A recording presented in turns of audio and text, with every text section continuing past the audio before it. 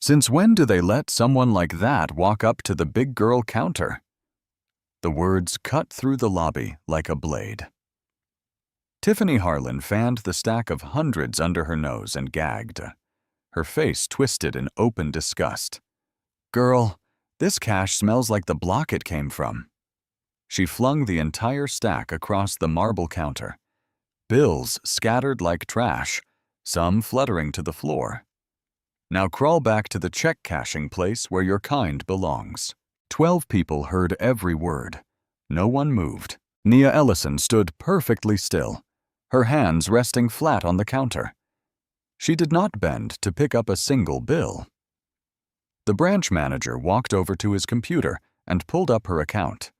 He got 3 lines in. His mouse stopped moving. His face drained of color. What he saw on that screen did not just end Tiffany's career. It shut down the entire branch. Earlier that day, Nia Ellison stood in her kitchen counting cash on the island counter. Morning light fell across a framed photograph on the wall. Eleanor Ellison in her nurse's uniform, a smile that could warm an entire room.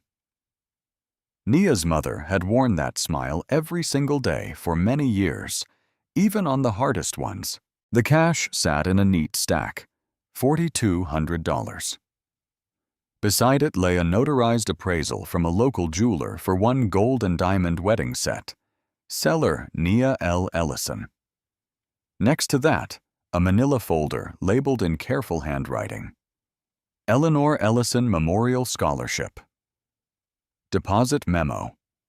These were her mother's wedding rings, turned into money, turned into a future for a child who would never have to fight for a chance at college. That was the plan.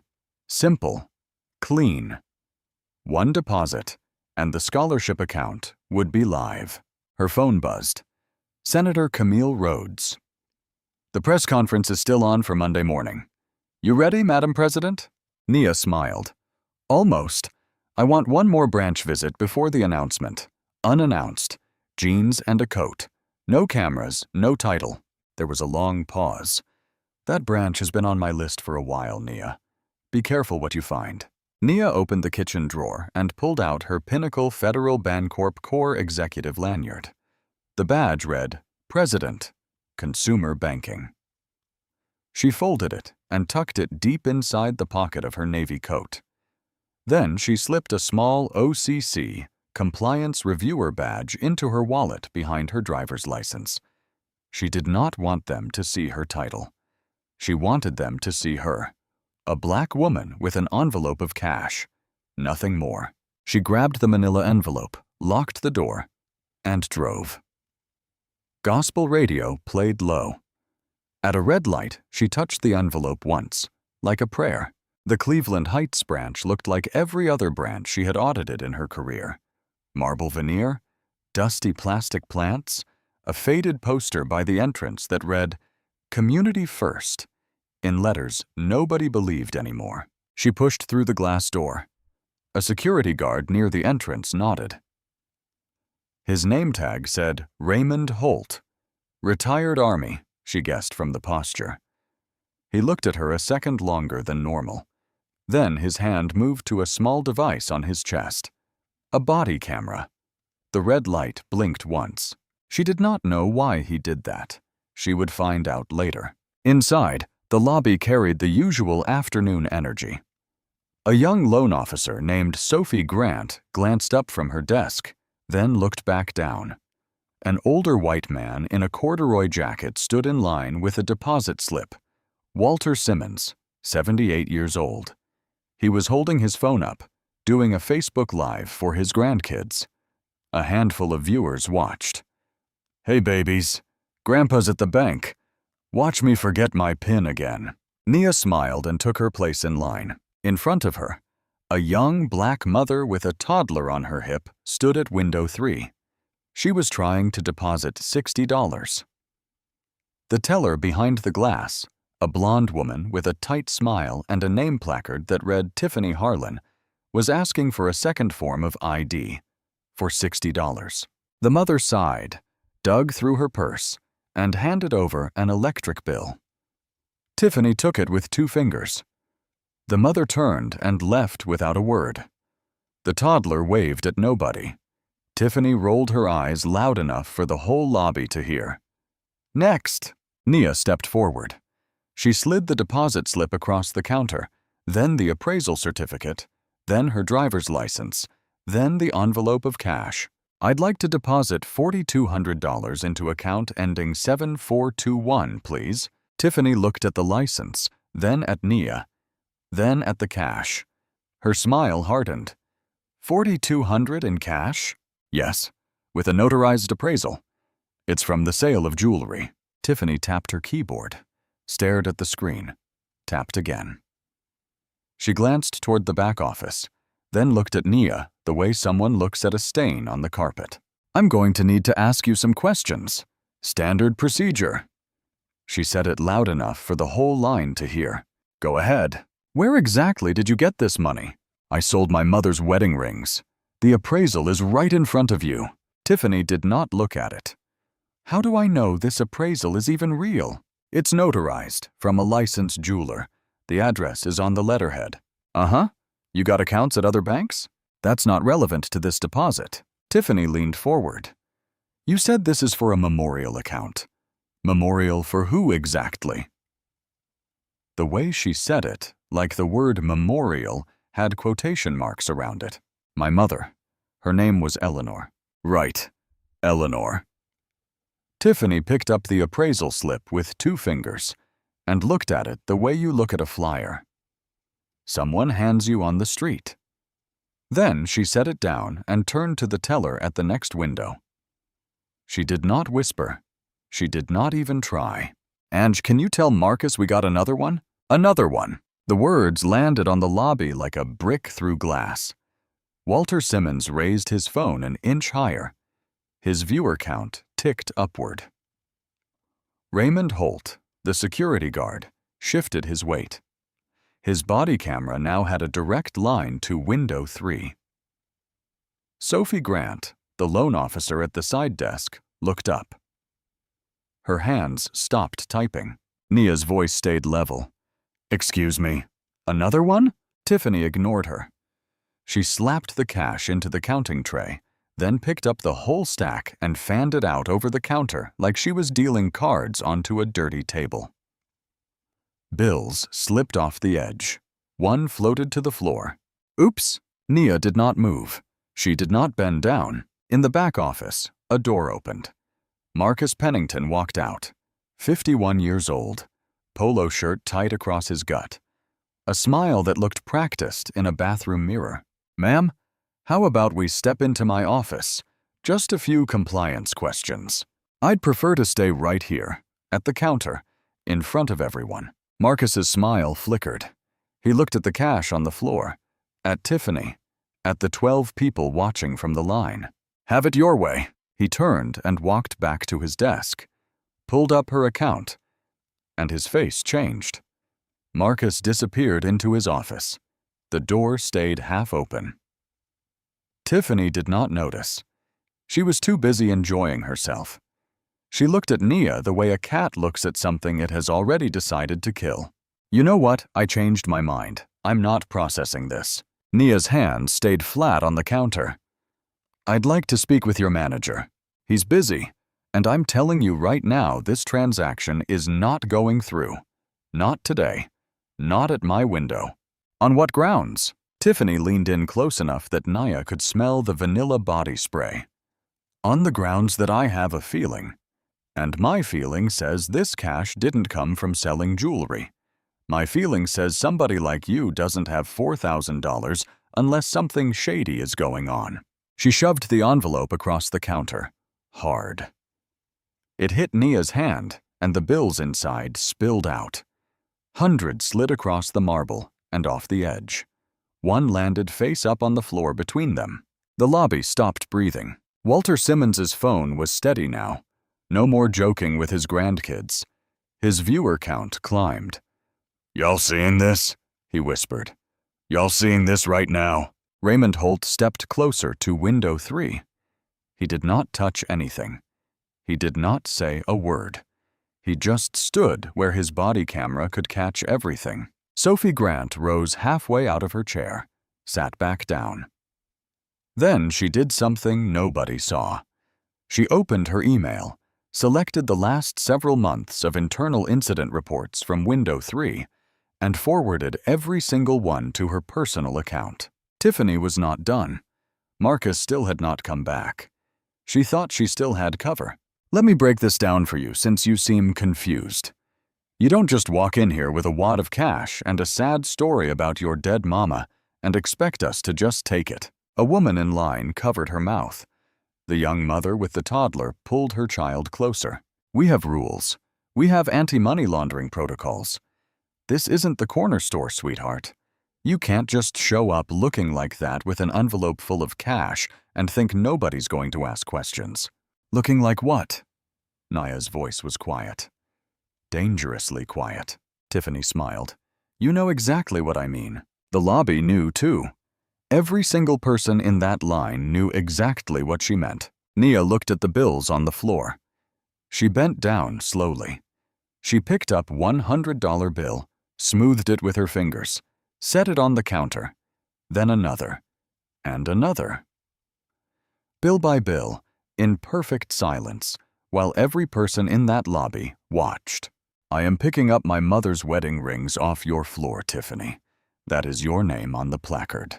And every single person in this room is going to remember exactly what that looked like. Walter's viewer count jumped again. His hand trembled, but the phone stayed steady. Lord have mercy, he whispered. My grandbabies are not going to believe this. The young mother with the toddler started crying. Quiet tears. She did not wipe them. She just held her child and watched. Then the back office door swung open. Marcus Pennington stood in the doorway. He was not smiling anymore. His face had no color left in it. His hand gripped the doorframe like it was holding him upright. Tiffany, my office now. She spun around, still riding the high. Marcus, relax, I'm handling it. She's... Now. The word cut the air. Not loud, not angry. Terrified. Tiffany blinked. She looked at Marcus's face. Something was wrong. Something she could not place. She opened her mouth, but nothing came out. She walked to the office. The door closed behind her. The lobby stood frozen.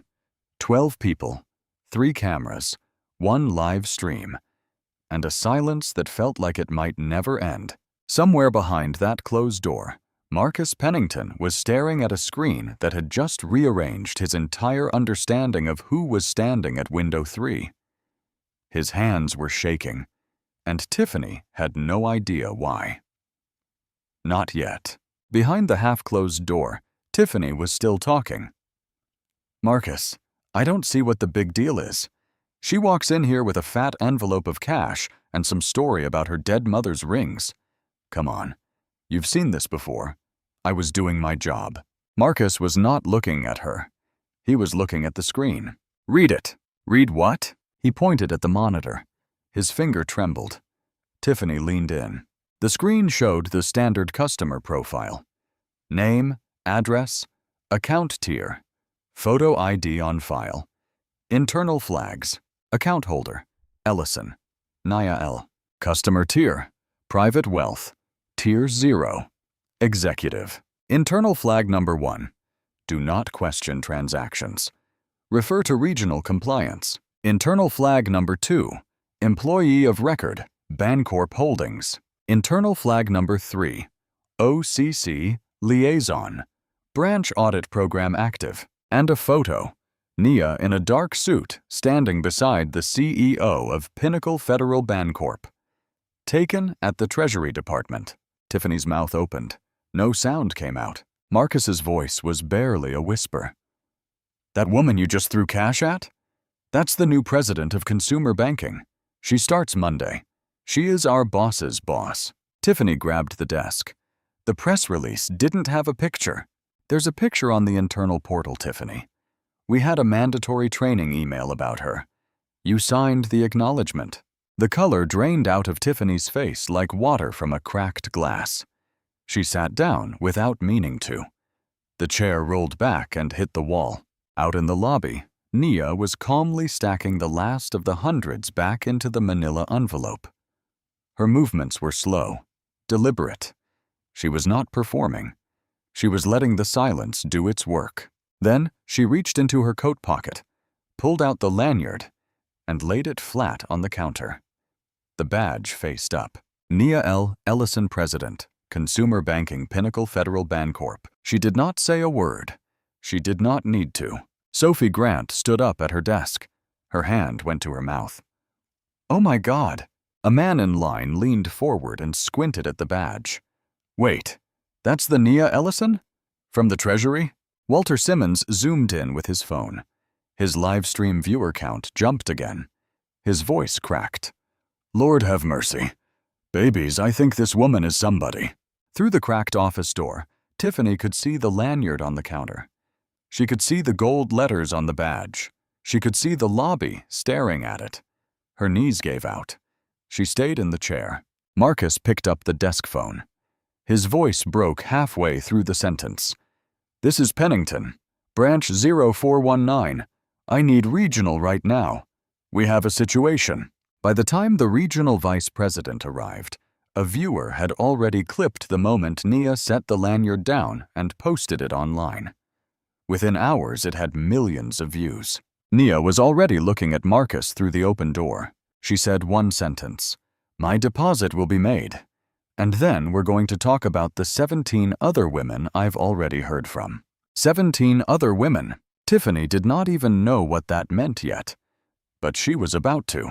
The regional vice president pulled into the parking lot driving well over the speed limit, suit jacket misbuttoned, tie crooked.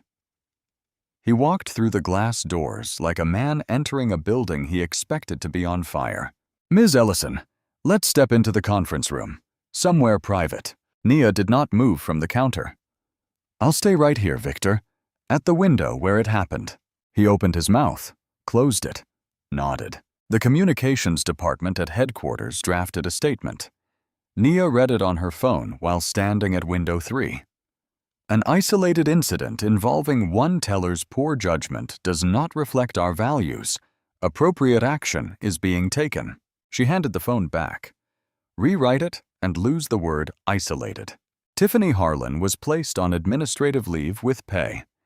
She walked out the side door with her purse over her shoulder and her eyes on the ground. Local news cameras were already set up in the parking lot. She did not stop. Marcus Pennington stood in front of a camera on the sidewalk outside his own branch. His eyes were red. His hands were in his pockets. "Tiffany made a mistake, a serious mistake. We've addressed it. Pinnacle Federal does not tolerate this kind of behavior." A reporter stepped forward. "Mr. Pennington, did you know Ms. Ellison was black before you pulled up her account?" Marcus blinked. His mouth moved, but nothing came out. The cameraman held the shot. That clip went viral on its own. 6 full seconds of silence that said more than any press release ever could. The hashtag, "Who else was it happening to?" began trending nationally. But the spin had already started. A right-leaning podcast host jumped in first. "Let's slow down here. $4,200 in cash is a red flag under AML rules. The teller was aggressive, sure, but was she wrong to question it?" A finance influencer on YouTube followed. "Look, the protocol is the protocol. Just because she turned out to be an executive doesn't mean the teller didn't have a right to ask." Then came the political angle. This is a DEI stunt. A politically connected executive engineers a confrontation to push an agenda. Nia sat in her car in the bank parking lot that evening. Engine off, windows up. She had not eaten since breakfast. She called Senator Rhodes. "They're making it about the protocol, Camille. Then make it about who the protocol gets used on. Pull the data. Show them the pattern." Walter Simmons went live again from his kitchen. He was holding a framed photo of his late wife. "I was raised in Mississippi. I know what I saw today. That young lady behind the counter wasn't following protocol. She was doing something else. And every black person watching this right now knows exactly what I'm talking about. Millions of views by midnight. Raymond Holt posted a single audio clip from his body camera to a community group. Tiffany's voice, clear as glass. "Can you tell Marcus we got another one? Another one." Within an hour, the comments started pouring in. 11 women. 2 men. 8 of them black, 2 Latina, 1 Vietnamese, 1 elderly white woman who had tried to deposit her Section 8 voucher refund. All of them had stories about Window 3. All of them had been told they were a problem. All of them had walked away in silence. Until now. Sophie Grant sat on the floor of her apartment with a glass of wine and her laptop open to her personal email. She stared at the several months of internal incident reports she had forwarded to herself that afternoon. 47 reports, 1 window, 1 teller. She had seen the numbers before, but tonight, for the first time, she saw the pattern. She opened a new email, typed the address she had found on the internal directory. Subject line, Branch 0419. "Ms. Ellison, I work at the branch. I have something you need to see." She stared at the screen for a long time. Then she hit send. That email would change everything. The next morning, Naya sat at the same kitchen island where she had counted her mother's cash the day before. But the island looked different now. 3 laptops open, 2 phones charging, a yellow legal pad with handwriting so tight it could have been typed. The OCC Kisser compliance badge clipped to the collar of her sweatshirt. Senator Rhodes was on speaker. "OCC is already drafting a matter requiring attention. You won't even have to push. But Nia, if you want this to stick, you need to bring the pattern, not the story." "I know." She opened her personal email first. Sophie Grant's message sat at the top. She clicked it. Inside was a folder. 47 internal incident reports, several months, 1 branch, all from Window 3. Nia opened them one by one. She started a spreadsheet, color-coded, column by column. Name, date, transaction type, amount. Race noted on the report where available. Outcome. It took her hours to get through all 47. When she was done, she leaned back in her chair and stared at the screen. Customers flagged for additional verification. 73% Black or Latino. Cash deposits over $2,000 questioned. 89% Black or Latino. Customers asked for a second form of ID for deposits under $200. 100% Black or Latino women. Every single one. And Window 3, Tiffany Harlan's window, accounted for 81% of all informal hold tickets in the entire branch. Nia built a chart. Simple bar graph. The bars were not even close. It looked like a before and after photo of something broken. But Branch 0419 was only the beginning. She logged into the Bancorp regional portal using her incoming executive credentials. The system did not know she had not officially started yet. The access was already live. She pulled the informal hold data for every branch in the region. The same pattern over and over. 17 branches total, all with statistically impossible informal hold rates targeting Black customers. She went deeper. Pulled the email archives. One email from Marcus Pennington to regional. "Tiffany's a little aggressive on AML, but she catches stuff. We'll counsel her." No counseling was ever documented. An anonymous internal complaint about Window 3. Filed, reviewed, closed, no action. A customer complaint escalated, closed with a $50 goodwill credit and a letter. Nia opened the letter. It was a non-disclosure agreement. They had paid the woman $50 and made her sign away her right to talk about what happened. $50 to shut a Black woman's mouth. Nia's hands tightened around her coffee mug. She set it down before she cracked it. Then she found the money trail. A line item in the regional budget. Customer accommodation credits. Over $200,000 over several years. She pulled the detail. 91% of the credits went to black customers, all of them from branches on her list, all of them paired with NDA letters. They had built a system, not just a culture, not just a bad attitude, not just one teller with a problem. A system. Flag the customer, question the cash, create a complaint, close the complaint, pay the customer off, make them sign, move on to the next one. She called the OCC directly. The federal review she had been quietly co-leading went formal. Subpoenas for footage and records from all 17 branches by end of day. Sophie Grant knocked on Nia's front door later that morning. She was carrying a box of printed binders, 47 reports, color-coded, indexed, sticky notes on every page. Her hands were shaking.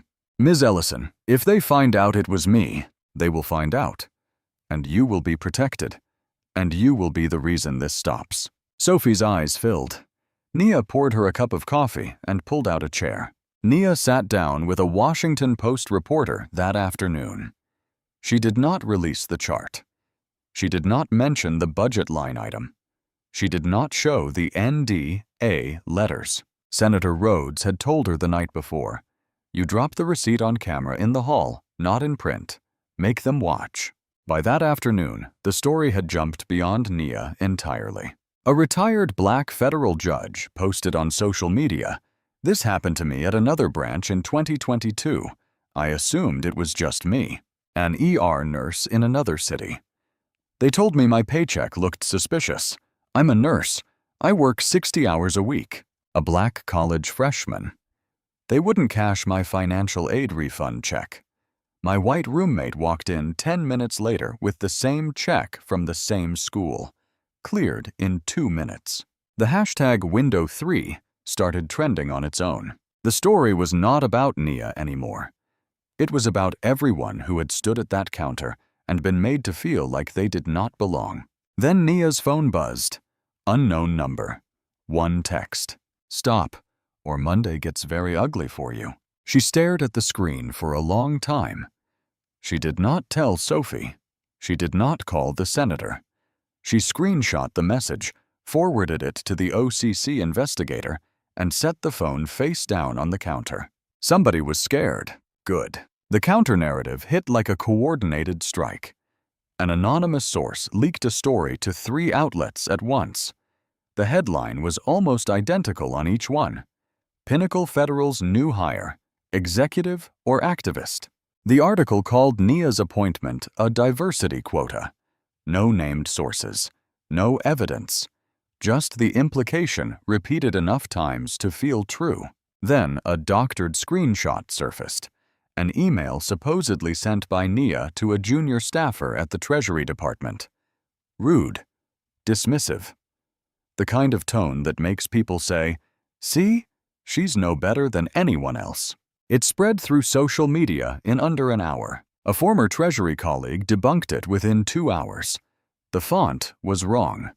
The email header used a format the department had abandoned years earlier. But by then, the damage was already out there. Corrections never travel as fast as lies. Marcus Pennington's wife posted a video on social media. She was sitting at her kitchen table, eyes swollen, voice breaking. "My husband is a good man. He has given over 20 years to this bank. And now one woman walks in with a camera crew and a chip on her shoulder, and they want to destroy our family. No camera crew, no chip."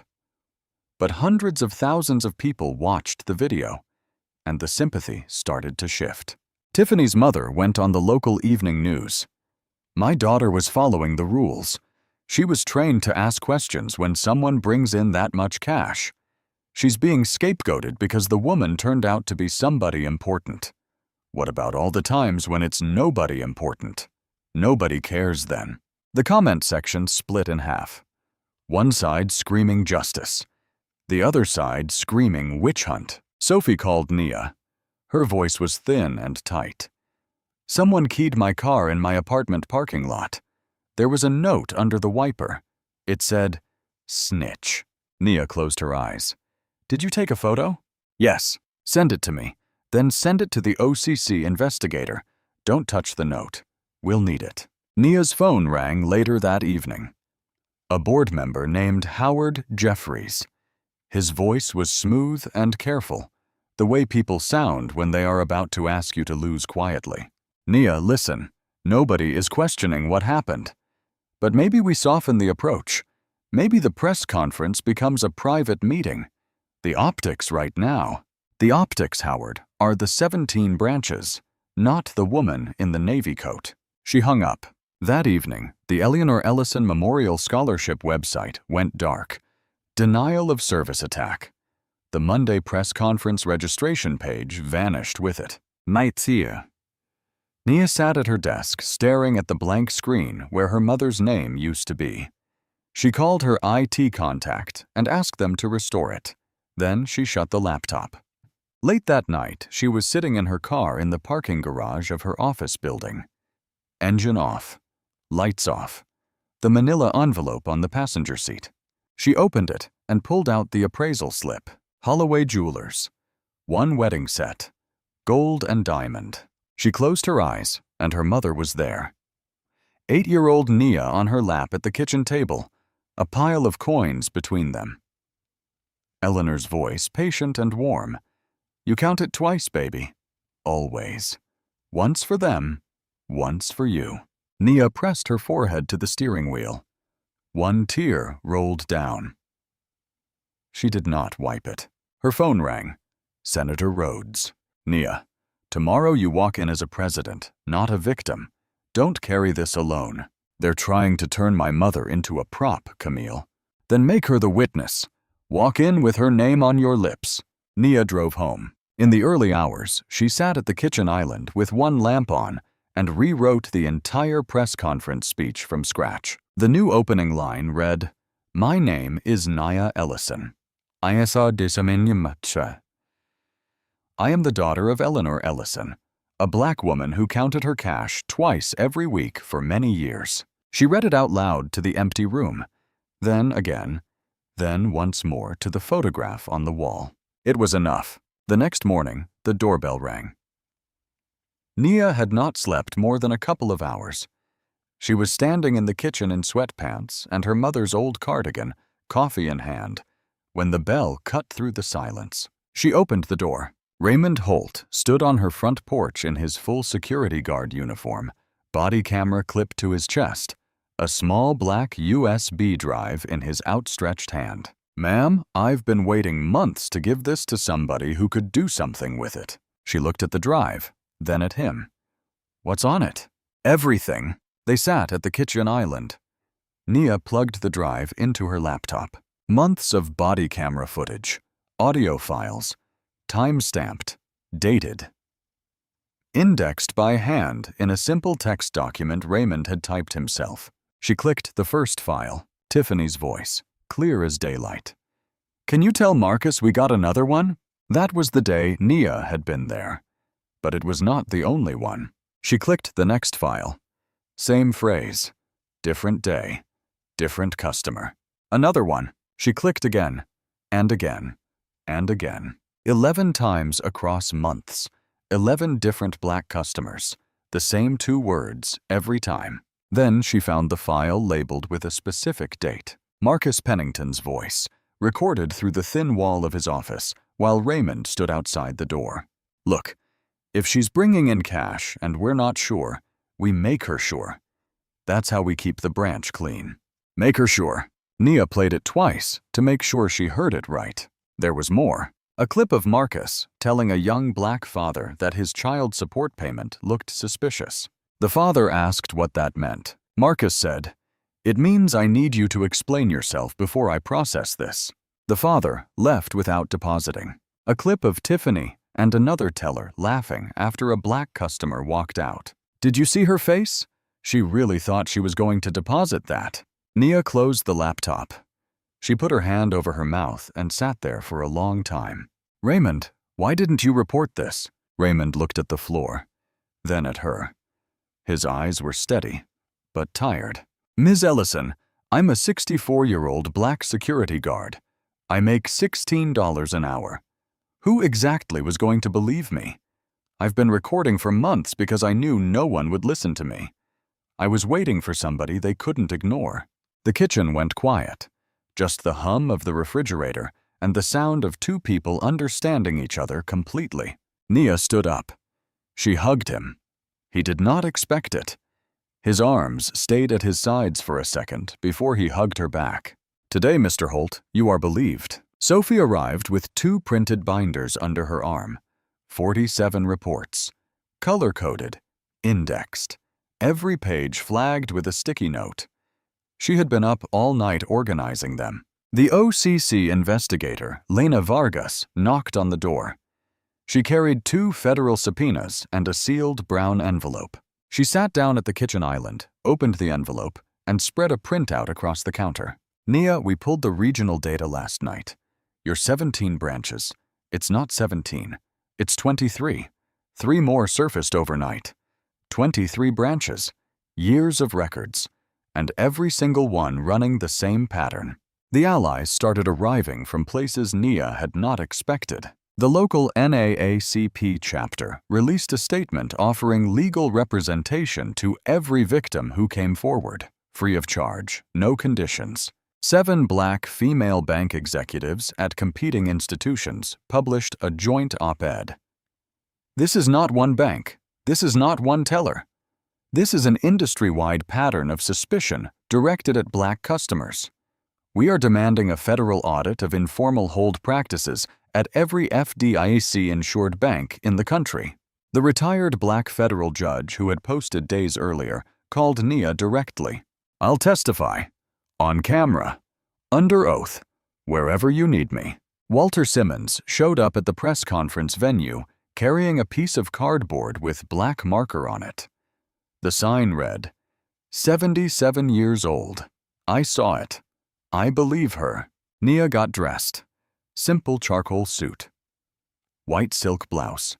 Her mother's small gold cross at her collar. The manila envelope in her hand. She stood in front of the bathroom mirror and looked at herself for a long time. Then she answered this question that had been hanging since the opening seconds of this story. 3 cameras had been rolling that afternoon. Camera 1 was Walter Simmons's Facebook live stream. Camera 2 was Raymond Holt's body camera. Camera 3 was the branch's own dome security camera, which Nia, as incoming president, had every legal right to subpoena. But there was a 4th. Sophie Grant, sitting at her loan officer desk, had quietly hit record on her phone the moment Tiffany said, "Another one." A backup recording nobody knew about. A second angle that matched the body camera audio perfectly. Triple verified, cross-referenced, federally indexed.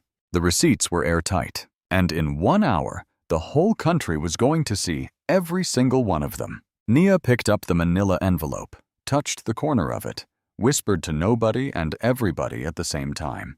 "Okay, Mama, let's go." She walked out the front door. The press conference was 60 minutes away, and Tiffany Harlan had just taken a seat in the back row of the press hall. Nobody knew she was there. Not yet. The sidewalk outside Pinnacle Federal Bancorp headquarters was already packed.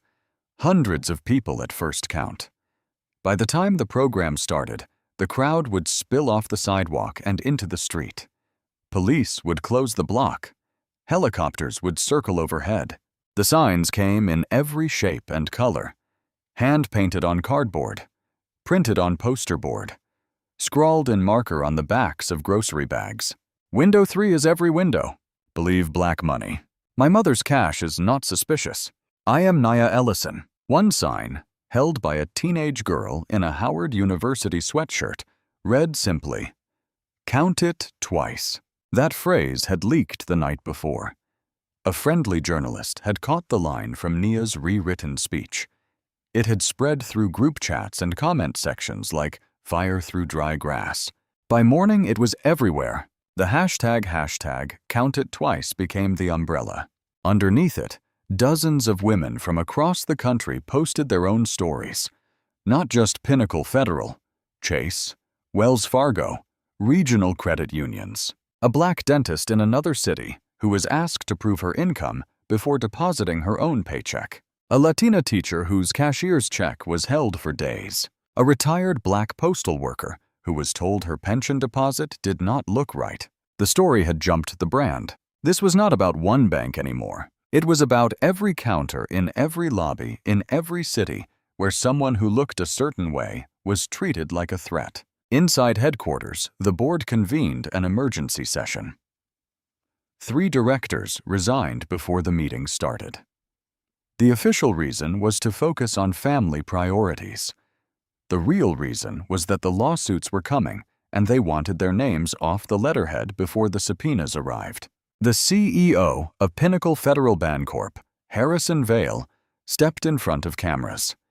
His statement was 4 sentences long. No hedging. No spin. What happened at Branch 0419 was not an isolated incident.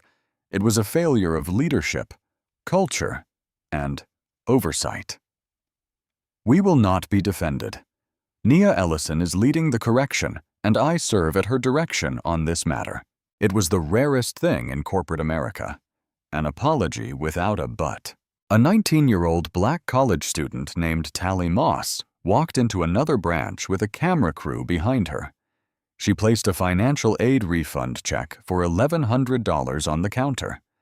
The teller looked at the cameras, looked at Tally, and cashed the check in 90 seconds. Tally turned to the lens. It took a national scandal to cash an $1,100 check. Imagine what it takes when nobody's watching. Millions of views by noon. In the back row of the press hall inside headquarters, Tiffany Harlan sat with her phone in her lap.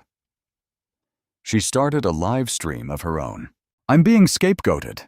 The rules are the rules. Because of obstacles, I did what I was trained to do.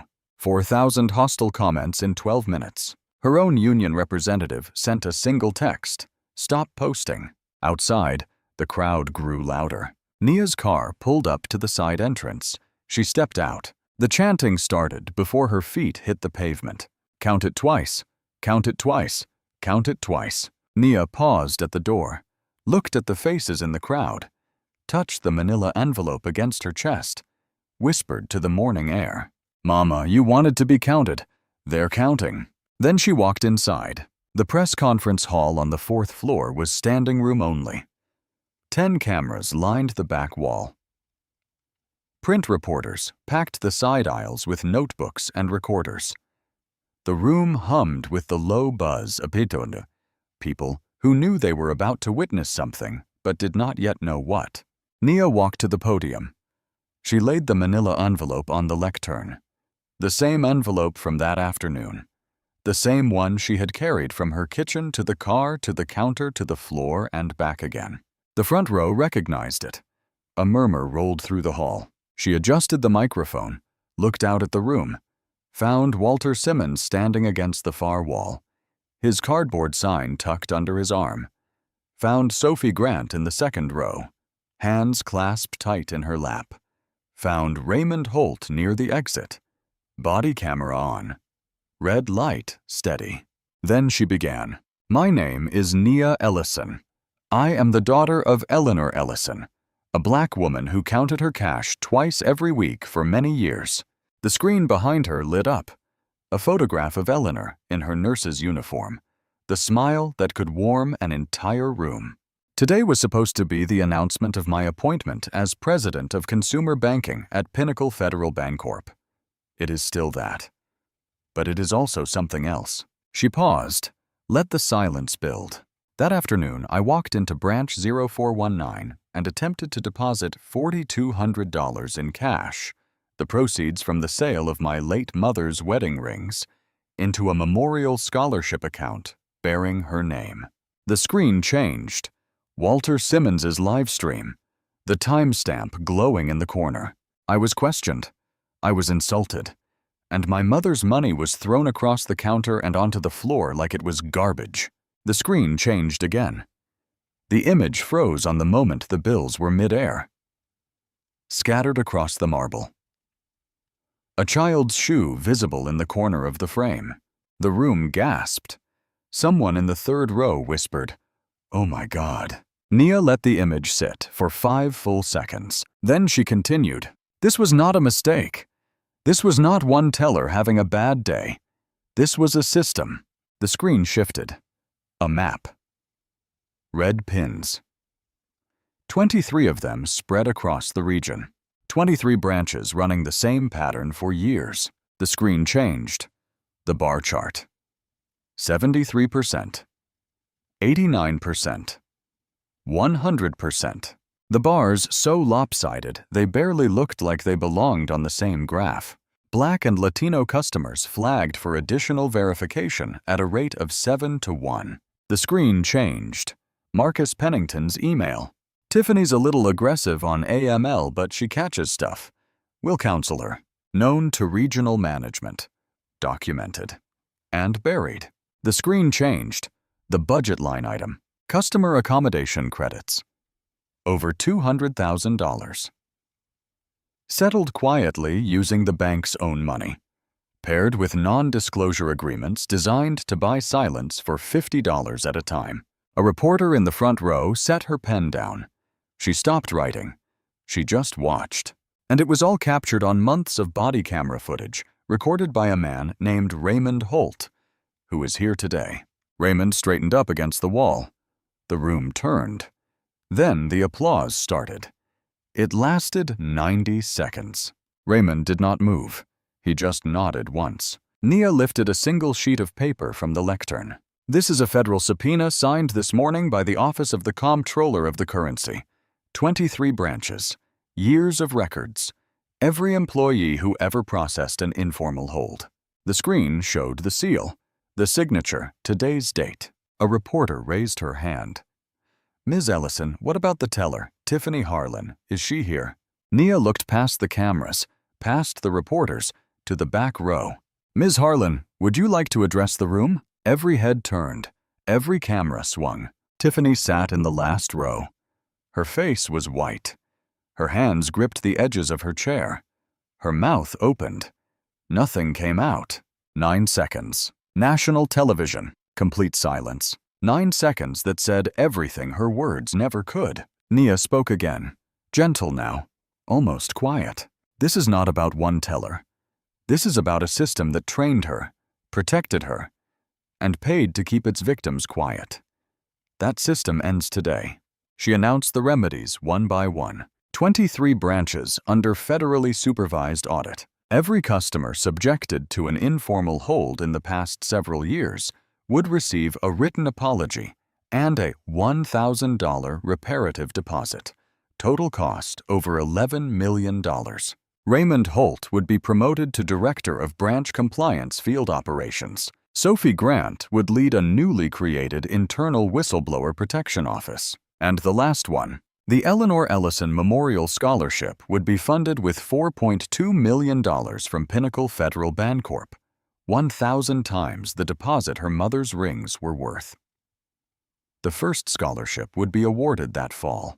She picked up the manila envelope from the lectern and held it up so the room could see it. And this deposit, $4,200, account ending 7421, has been made in full as of this morning. She looked at the photograph of her mother on the screen behind her. Thank you, Mama. The hall went silent for 3 seconds. Then the applause hit like a wave. It did not stop for 4 minutes. Outside, the chant rose through the windows and into the room. Count it twice. Count it twice. Count it twice. In the weeks that followed, the world moved on to the next headline. But the consequences had not. Tiffany Harlan was terminated. Her banking license was placed under formal review by the state. A class action lawsuit naming her individually was filed on behalf of dozens of former customers of Window 3. Marcus Pennington accepted forced retirement. His severance was clawed back by a unanimous board vote. He did not fight it. His lawyer told him it was the best deal he was going to get. The regional vice president resigned the day after the press conference. No statement, no interview, just a letter and an empty office by noon.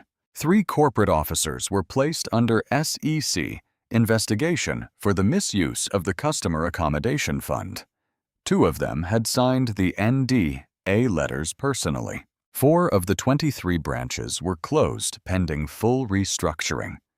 The remaining 19 operated under federal oversight with OCC monitors on site every day. The reparative deposits went out in batches. The first envelope arrived at the apartment of the young black mother with the toddler, the one who had been asked for 2 forms of ID to deposit $60. She opened it on her own live stream. Her hands shook. Her son reached for the paper. She held it up so the camera could see the number.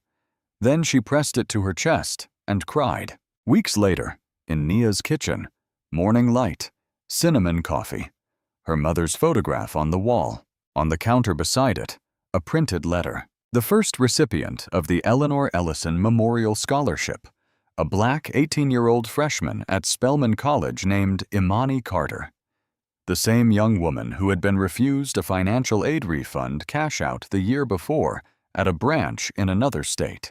Nia read the acceptance letter, smiled, tucked it into the manila envelope, and set it on the windowsill where the sun could reach it. Her phone buzzed. Senator Rhodes. A text. Senate Banking Subcommittee hearing scheduled. They want you to testify. Nia looked at her mother's photograph. One more, Mama, one more. She set the phone down, picked up her coffee, took a long, slow sip. Then her laptop chimed. A new email. No subject line. Unknown sender.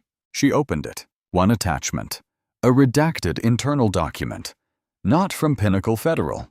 From a different bank entirely. One she recognized. One that was 3 times the size. The body of the email was one sentence. They're doing it too. And it's worse. Nia stared at the screen, set her coffee down, and opened the file. The screen faded to black. Title card. Part 2. Coming soon. If you have ever been treated like a problem at a place where your money was already keeping the lights on, comment window 3 below. Like this video. Subscribe. Turn on notifications. Because part 2 is the bank that thought nobody would ever find out. Share this with someone who needs to know they were not crazy. And tell them what Eleanor taught her daughter. Count it twice. Once for them. Once for you. So Tiffany threw that money like trash. But what she did not know was that every bill she tossed was about to bury her career, that branch, and the system that had been hiding for years. Here are the big questions this story leaves behind. Why did it take a president walking in for anyone to care? Waiting the story for months, Sophie had 47 reports on her screen. 11 women walked out of that branch in silence and nobody moved. Not until the person at the counter turned out to be somebody they could not ignore. Nia carried the nails. Count it twice. Count it twice. Once for them, once for you. That was never about money. That was about knowing your worth when the world is telling you you do not have any. So I need you to stick with this for a second. If Nia did not have that badge in her pocket, would this story even exist? Would anyone believe her? And how many people right now are standing at their own window screen with no badge, no title, no camera rolling, and just walking away? Tell me in the comments. Have you ever had a moment where your presence was treated like a problem? Like this video. Share it with someone who needs it. And subscribe. Because part 2. Bigger bank. Deeper cover-up. Nia's getting started. Count it twice. Once for them. Once for you.